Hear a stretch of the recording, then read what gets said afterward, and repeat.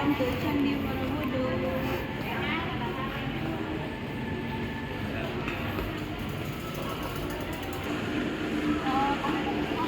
Ya, nanti scan barcode aja kan.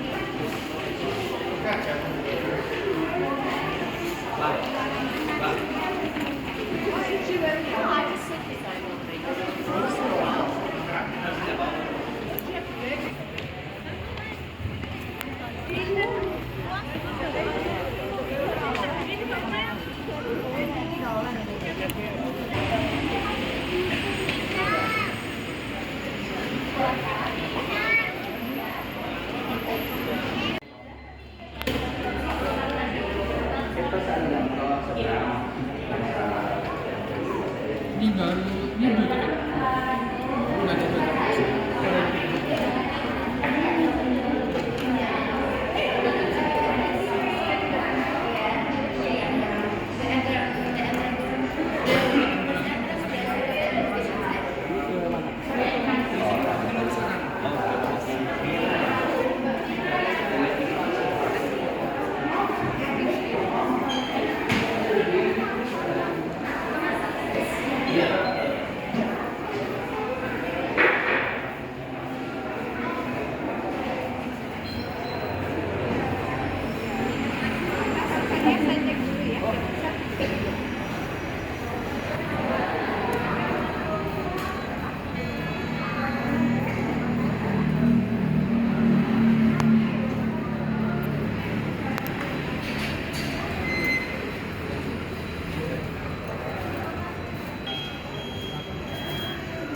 Ya, silakan untuk tiketnya bisa dibagikan satu-satu terlebih dahulu.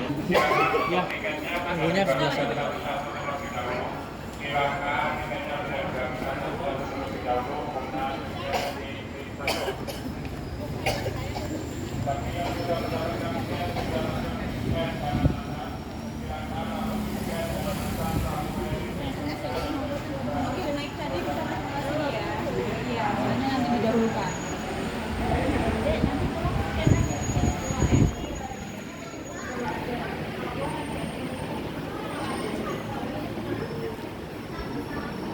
Ya, mengantri di antrian dulu Bapak Ibu yang baru datang. Nanti menunggu sampainya datang. Biar cara wisata untuk orang sumber dulu nanti. Bang, ulangi. Bang, ulangi.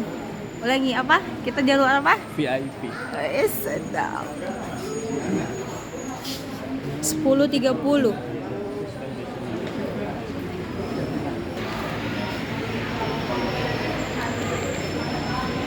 Kami jalur VIP. Jadi didahulukan. Yang aneh cuma tidak empat.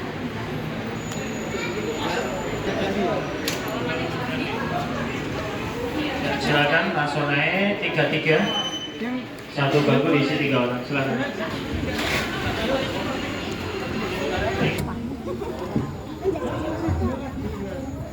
Dua orang, ada yang dua. Dapat di paling depan. Nah, gini nih bentuk shuttle-nya nih.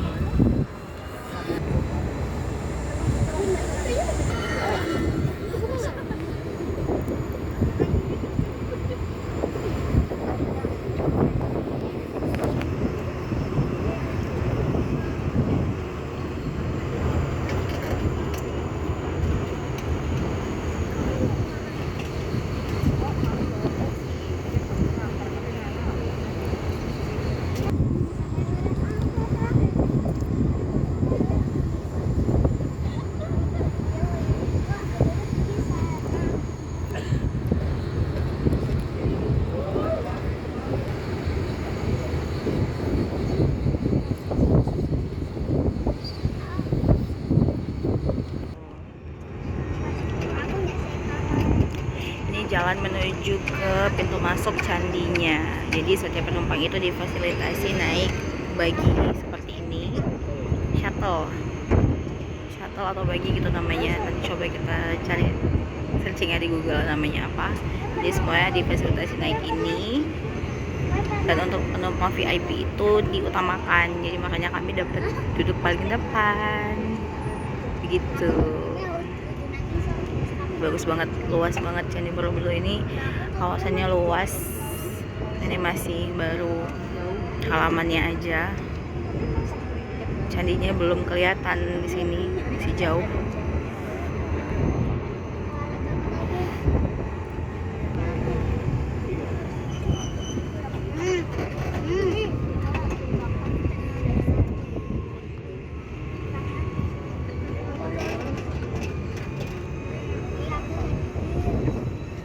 Oke, kita akan diturunkan di sini. Ini akan menjadi titik kumpul awal. Kita akan bertemu dengan turget-turget kita di sini. Sana ya? Iya.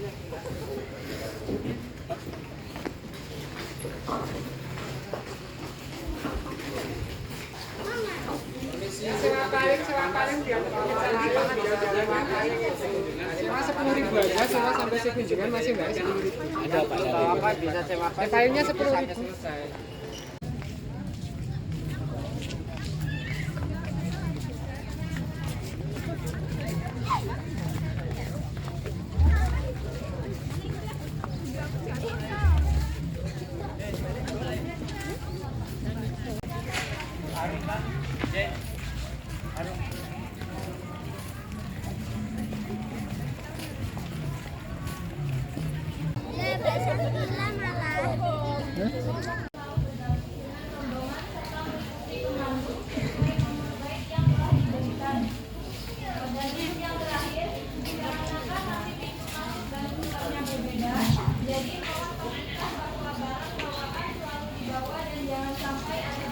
Tertinggal.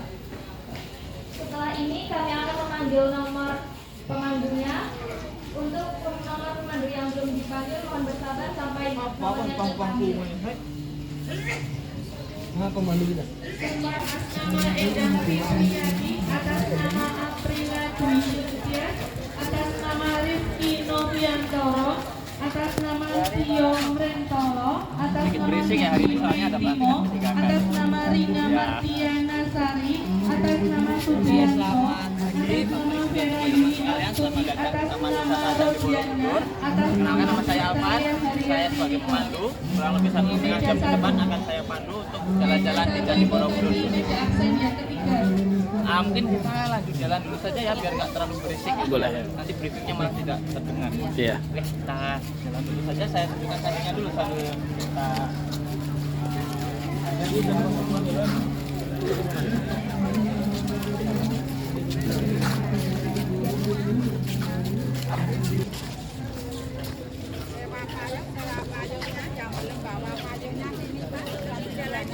Jalan-jalan. Jadi kurang lebih 20 menit pertama kita jalan dulu sampai ke halaman candi.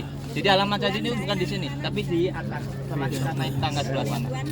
Akhir kita bisa sambil jalan sambil saya jelaskan dulu ya. Nah, karena pintu keluar dan pintu masuknya berbeda, nanti kita tidak akan kembali lagi ke sini. Kalau mau ambil foto dari sini dulu. Welcome to Candi Borobudur.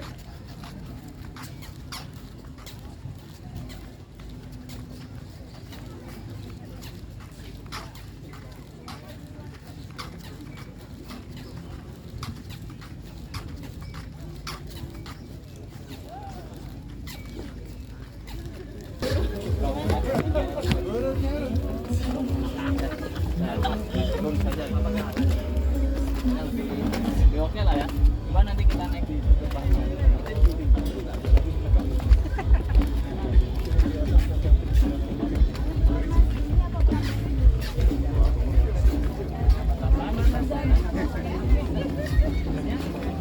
Candi ini dibangun di tengah-tengah era zaman keemasan kerajaan Hindu. Iya.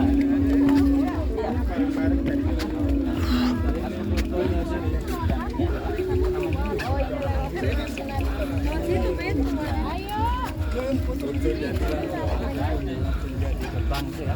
Itu kan ada kayak muka. Oh iya. Itu namanya kala. Kalau main ke Bali mungkin banyak bangunan yang ada ornamen seperti itu.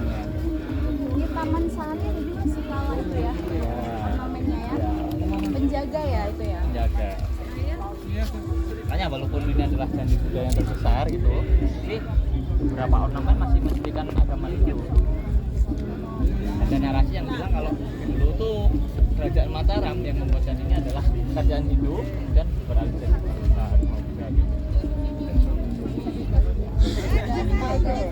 Betul. Nanti kita bisa lihat misalnya di dinding.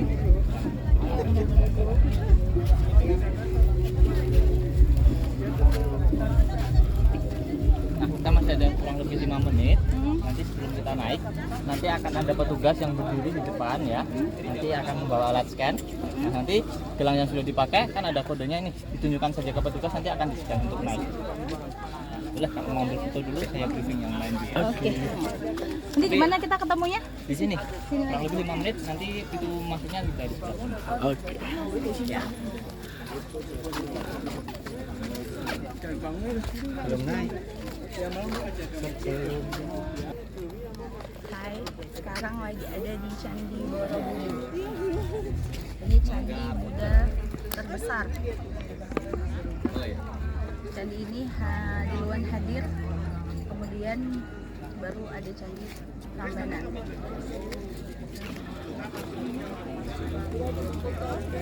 Tidak akan sepenuhnya, tidak ada lagi yang merawat. Nah, berapa lama candi ini ditinggalkan? Kurang lebih 800 tahun. Dari abad ke-11 ditemukan kembali di abad 19, tepatnya tahun 1840. Nah, dalam jangka waktu tersebut karena banyak gunung ya meletus kemudian mengeluarkan abu vulkanik, jadi setelah ditemukan di awal abad 19 itu semua bangunan ini tertutup oleh abu vulkanik. Jadi kayak bukit gitu kan. Kemudian bagian taman yang kita lewati tadi itu ditumbuhi oleh pohon-pohon yang tinggi, jadi kayak hutan. Jadi sebenarnya tidak ada yang tahu bahwa di sini ada satu candi gitu, karena terlihat kayak bukit aja gitu. Setelah ditemukan kembali, akhirnya dibersihkan dan ketahuan bahwa candi ini ternyata rusak. Rusaknya bagaimana? Jadi banyak lantai yang kita pijak sekarang ini lantainya ambles, dindingnya miring. Nah, hilangnya kenapa? Hilangnya karena tergerus air hujan. Nah, kok bisa air hujan bisa masuk ke dalam fondasi gitu ya? Bapak bisa lihat di sini banyak batu yang ada celah-celah di antara batu. Nah, Candi Borobudur ini dulu tidak dibangun menggunakan semen sama sekali ataupun bahan perekat. Jadi ya udah batu kayak gini aja, Pak. Oh, tempel-tempel aja. Iya, betul. Jadi menggunakan sistem, kita sebutnya sistem kuncian atau interlock system. Jadi batu satu dengan yang lain itu saling mengunci. Jadi kayak puzzle sebenarnya. Nah, makanya banyak celah-celah di antara batu. Nah, air hujan masuk lewat situ. Nah, ketika air hujan masuk terus sampai ke fondasi. Ketika airnya keluar membawa sedikit demi sedikit tanah dari fondasi tersebut. Makanya fondasinya bisa hilang. Gitu. Nah, ketika fondasinya hilang tadi otomatis akan ambles karena semua bangunan kan dari batu nih. Kan berat ya, kemudian lantainya ambles, dindingnya miring, dan ada Buddha yang ada di atas akan jatuh. Itu kronologis cerita kenapa kok bisa serusak itu gitu. Nah, makanya candi ini dinamakan Borobudur karena tadi dari desainnya itu kan dibangun di atas bukit. Nah, Borobudur sendiri diambil dari dua kata dari bahasa Sanskerta, bahasa Jawa kuno, Boro dan Beduhur. Boro itu artinya bukit, Boro itu artinya tempat suci atau wihara, kemudian Beduhur itu artinya di atas. Jadi istilahnya tempat suci yang ada di atas bukit atau dibangun di atas bukit. Makanya di dalamnya ya ada bukitnya gitu. Maka akses utamanya kan pakai tangga, bukan? Ya kan?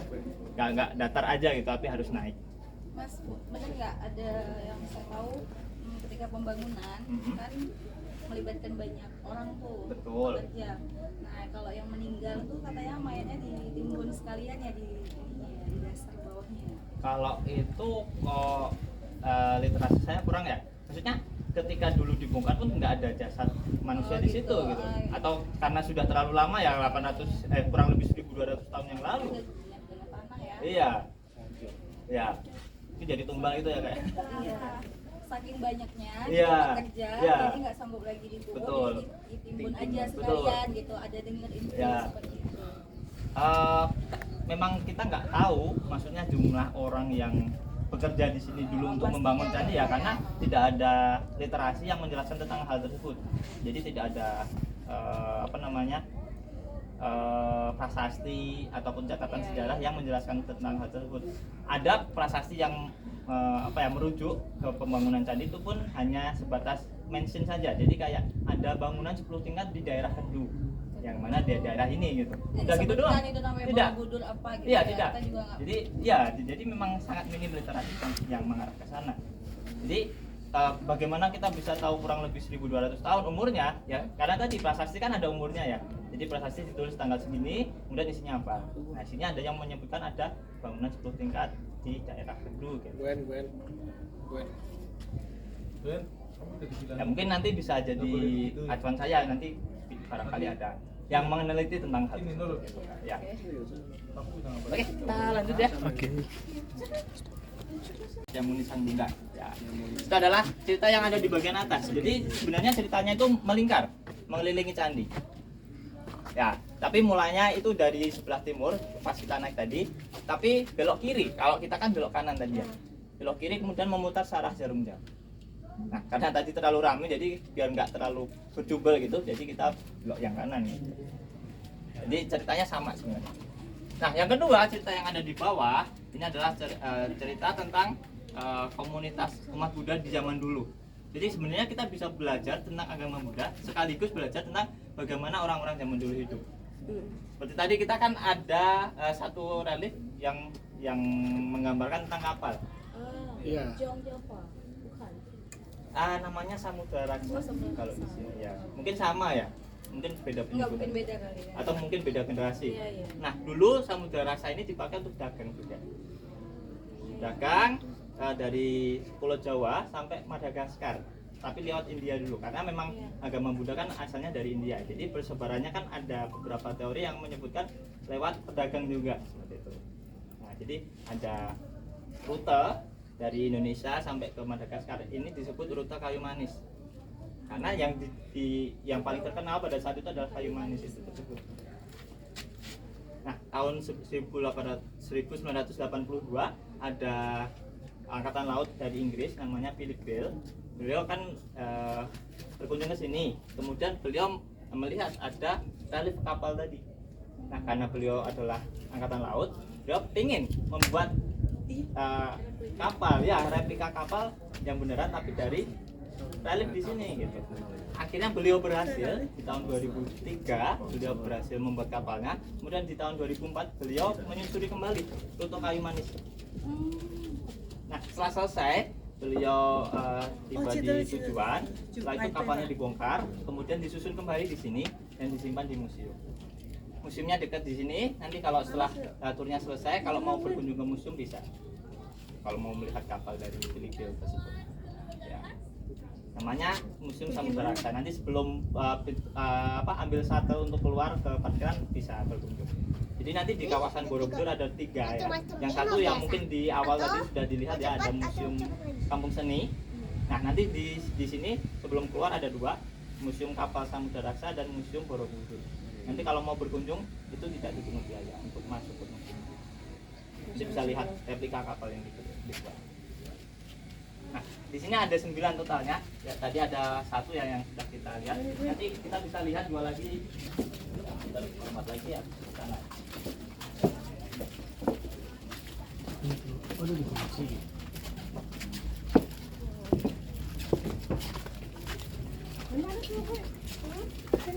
Ini ada kapal, yang kedua ya, yang kita temui. Nah, ini yang paling detail yang kita bisa lihat. Oh, iya. Ya, jadi ada awan di atasnya, kemudian ada desain dari kakaknya. Beda sih Mas dengan Ya kan? Jogja, iya. Ya.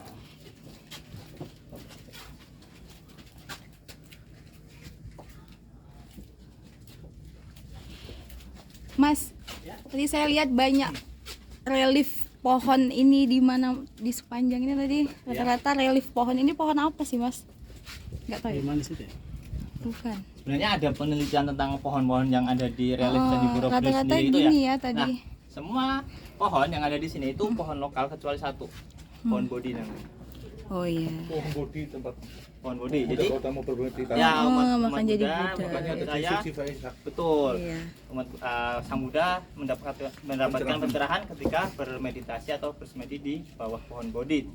Jadi memang pohon yang istilahnya sakral untuk umat Buddha, makanya harus diukir di sini walaupun bukan pohon lokal gitu. Tapi hampir semuanya itu selain pohon Bodhi itu pohon lokal. Kalau nggak salah ya ini pohon Asoka atau apa gitu. Oke. Kayak yang Karena di saya lihat depan tadi. mirip-mirip, Iya, betul. kata-kata pohonnya ini gitu, betul. maksudnya apa ada tertentunya gitu. Kalau Atau mungkin di sekitar sini banyak pohon ini dulu mungkin ya. ya, kalau yang di penelitian yang saya baca itu ada pohon mangga, pohon durian, asam Jawa, kemudian pohon padi, pohon tebu kayak gitu. Iya. Jadi tidak hanya ini aja. Mungkin nanti kalau kita lihat pohon kemudian ada buahnya, kita bisa identifikasi ini pohon apa. Oh iya, oke. Mas. Atau bunga lotus itu yang paling umum biasanya.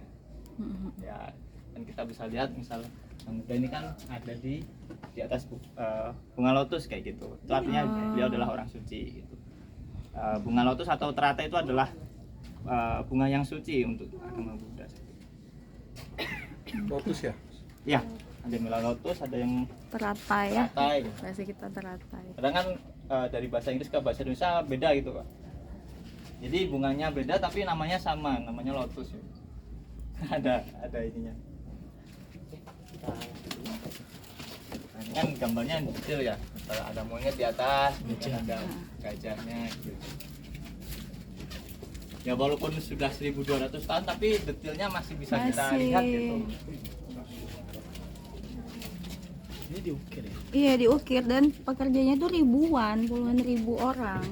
Nah, yang menarik tentang pembangunan candi, jadi kan saya singgung tadi ada kurang lebih 100 tahun ya. Jadi dalam jangka waktu tersebut pembangunan candi itu dibangun dulu satu bangunan utuh, itu baru setelah selesai satu bangunan jadi itu baru diukir ke tempat. Jadi pengukirannya tidak di bawah kemudian disusun, tapi terbalik. Jadi disusun dulu baru diukir. Makanya kita lihat ada satu panel itu kan satu frame itu ya kayak itu kan terdiri dari beberapa batu, tapi konsisten. Iya. Karena memang dulu ya udah ini adalah istilahnya dari atas kan? betul, Ke bawah ya? betul. Jadi ini kanvasnya ya udah. Nah pengukirannya betul, jadi dari atas Dari ke bawah. atas ke bawah. Jadi kotorannya pun sekalian turun ya. Betul, betul. Kita lanjut dulu ya. Mungkin kita bisa geser ke sebelah barat dulu.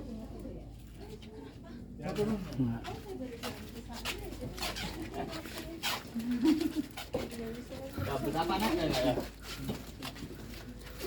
Ini salah. Lewat sini nanti.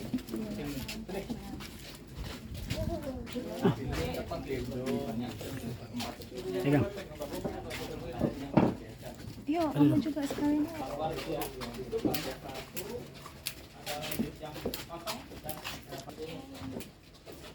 Nah, ini ada tandanya seperti ini semua. Nah, ini adalah batu-batu baru. Jadi kita bisa lihat ada batu yang nggak ada reliefnya gitu. Ini adalah batu-batu baru ditambahkan ketika pemubaran tahun 1970. Semua full relief. Iya, semua full relief, semua dinding itu penuh dengan ornamen di atasnya kayak gitu Pak.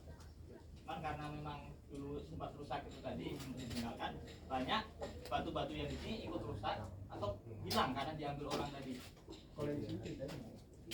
Oh ya, kalau yang di sini ceritanya tentang cerita bijak agama Buddha gitu. Tapi tokoh utamanya tidak melulu orang, tidak melulu manusia. Ada beberapa cerita yang tokoh bijaknya itu adalah hewan. Nah, kita bisa geser sebelah sana, ada sapi. Kalau kita perhatikan di sini adalah kepala dari sang penyu, ini adalah kakinya gitu ya. Jadi orang-orang yang apung di laut tadi naik ke punggungnya, kemudian diselamatkan ke pulau terdekat. Siapapun bisa kita tolong yang memerlukan bantuan kita. Nah, ini adalah salah satu contoh cerita ya reinkarnasi atau kebajikan yang ada di sini.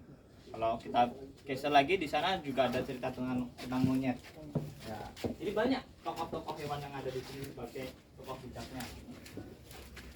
Ada yang jadi monyet, ada yang jadi penyu raksasa, ada yang jadi gajah, karena ada dua stupa yang terbuka. Jadi bagian atasnya memang hilang karena dulu ketika direstorasi tidak ditemukan batu yang ada di atas untuk menutup dua stupa ini. Nanti ada satu di sebelah barat, yang satu lagi nanti ada di sebelah timur. Nanti akan saya tunjukkan yang di sebelah barat dulu. Nanti kalau mau jalan-jalan sendiri boleh. Jadi setelah ini kita naik ke lantai 7. Nanti saya berikan waktu bebas kurang lebih 25 menit atau 20 menit gitu ya. Nanti setelah itu kita kumpul lagi, kita turun ke sana. Jadi nanti kalau ada akses yang ke 10 itu adalah biksu atau bantunya. Jadi Lengkap ya? Oke, kita mulai dari sini tulang. hampir setiap hari ada. Jadi ya dari pagi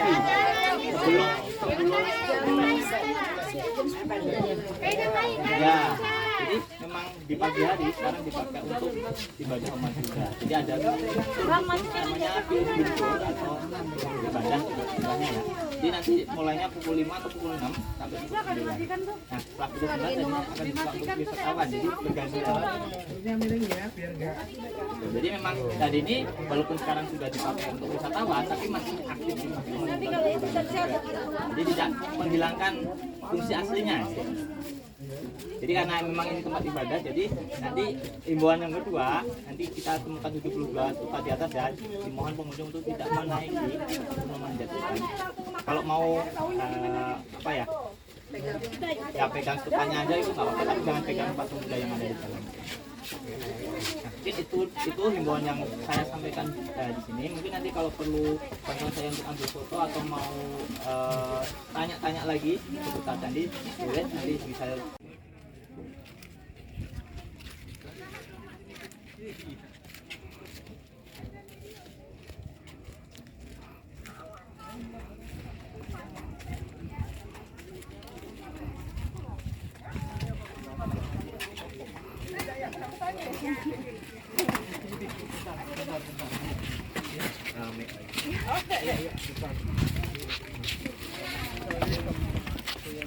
Oke deh, sekarang ke sini deh.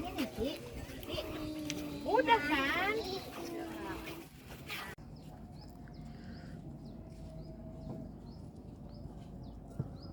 Bagaimana perasaannya mengunjungi Candi Borobudur? Capek aja, nggak seneng? Seneng. Tapi capek. Nyesel satu aja sih. Apa? Nggak dikasih pegang itu. Nggak dikasih pegang itu mana? Oh, patung Buddha di dalam stupa. Next kita kesini lagi ya waktu udah jadi presiden. Soalnya yang bisa megang patung itu sekarang cuma presiden dan seskap. Jadi minimal harus jadi seskap baru bisa megang patung di dalam stupa. Rombongan kita mana? Ini. Loh, udah hilang orangnya. Udah turun yang lain. Oh, yang lain udah turun. Coba nih. Panasan kan? Oh ya, kami nggak apa-apa lah panas mas. Vitamin nih kita. Close to the tree. This big tree or Mirip suami kami kalau cakap bahasa Inggrisnya. iyalah. Thanks. Terima kasih, Bang. Ini apa namanya mas? Tangga jalan yang Presiden Macron kemarin udah dilepas ya? Oh kirain. Oh kirain kami boleh naik pakai itu. Jadi presiden dulu nggak kalau mau Itulah makanya, aduh berat lah mas. Presiden Prancis ya. Tadi pakai itu kan. Nengok setengah mati nih ini turun ini ha. Takutnya ngegelinding. Tinggi kali kan ini. Ini yang aslinya nih mas ya, segini-segini nih tangganya ya. Iya. Kalau yang bawah itu baru dibuat sama ini ya, Dinas Pariwisata kita ya. Emang segini-gini. Ya orang zaman juga kan tinggi-tinggi ya, kakinya kan panjang-panjang ya. Mereka. Sama aja sih kak sebenarnya. Kecil-kecil kayak kita juga ya. Sama ya. Biasa orang nih. Cuman kalau ini bahasanya tuh kalau kita mau menuju nirwana kita harus memperhatikan jalan kita gitu. Oh gitu.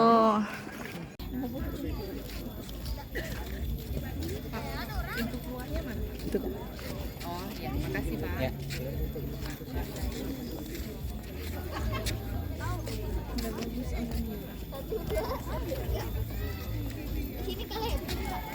Satu, dua, tiga.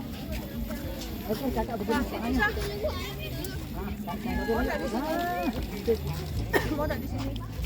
Tapi jangan tempat panasnya sini nah kakek sama tempat panas. 1, 2, 3. Oke. Agak meregang bergantian Kak. Nah. Bisa Kakak tangannya begini. Nah. Oh, boleh ya. 1, 2, 3. Oke.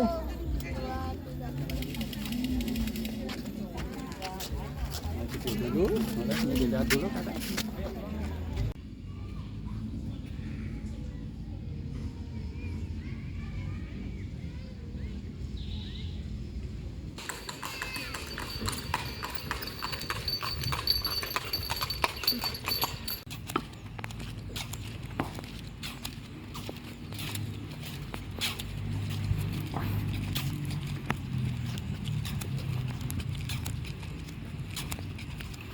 Luas ya sampai ke sana tuh.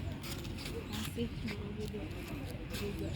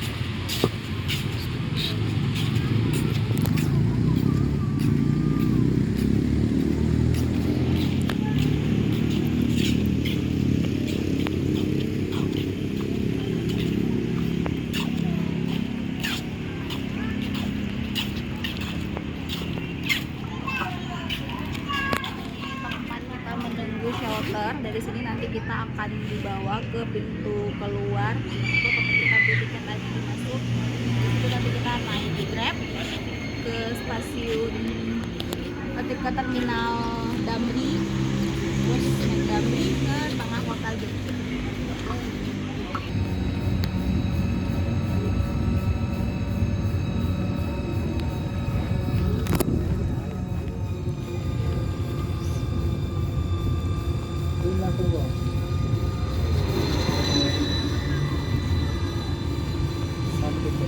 Itu baru datang ya?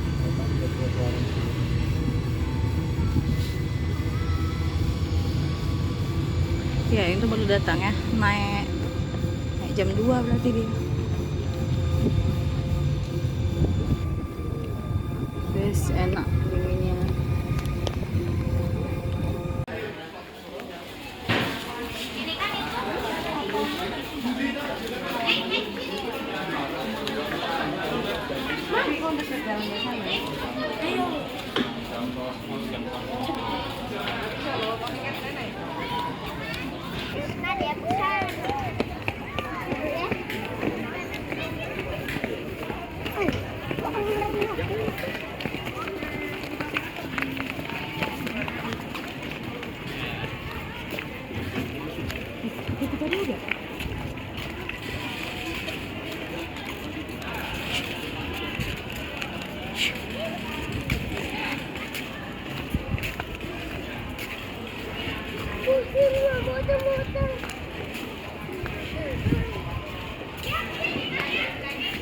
Ini mau ke lagi ke mobil lagi.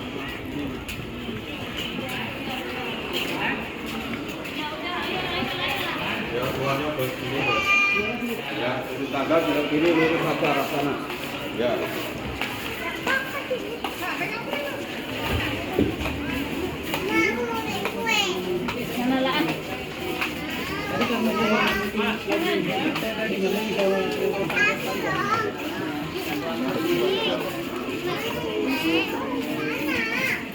Sepedanya masih murah.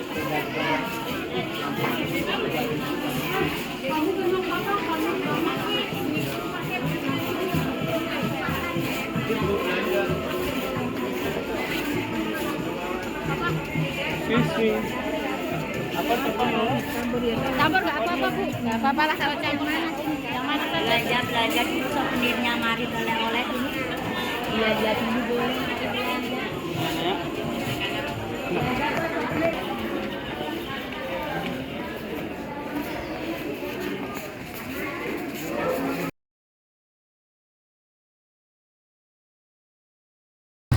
Hai guys, becaknya nggak muat. Lihat nih, kami naik becak guys. Ya naik seperti besar gajah. Posisi duduk kayak gini guys, nggak rata. Posisi duduk tidak rata. Tidak muat.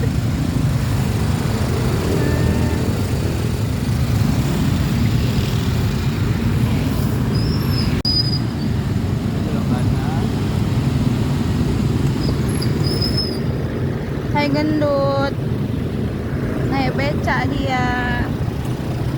Guys, naik becak. Nggak muat becaknya.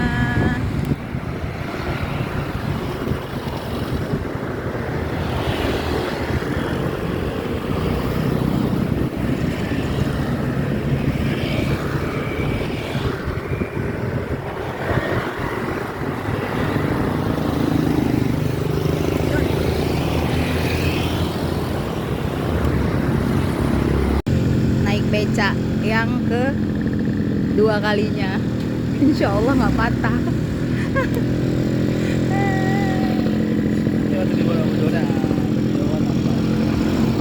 Ya sayang.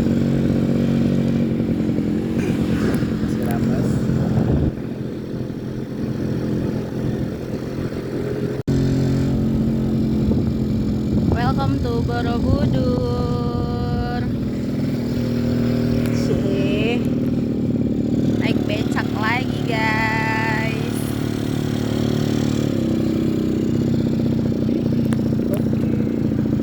Nah ini di dalamnya ada patung Buddha, tapi kita konon katanya mitos kalau kita bisa megang terus kita buat permintaan bakalan terkabul katanya gitu. Tapi sekarang nggak boleh dipegang karena yang boleh megang hanya Presiden Prancis Prabowo dan seskapnya Prabowo. Anak Abah bener? Setuju anak Abah? Toy.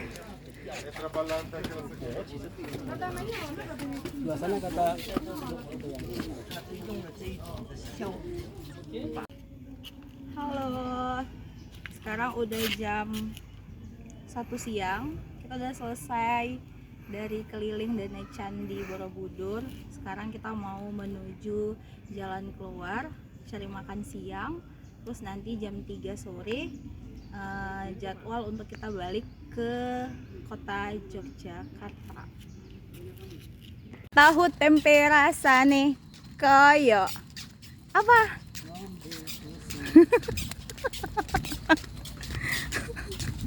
Terus sambungannya? Oh, rapal.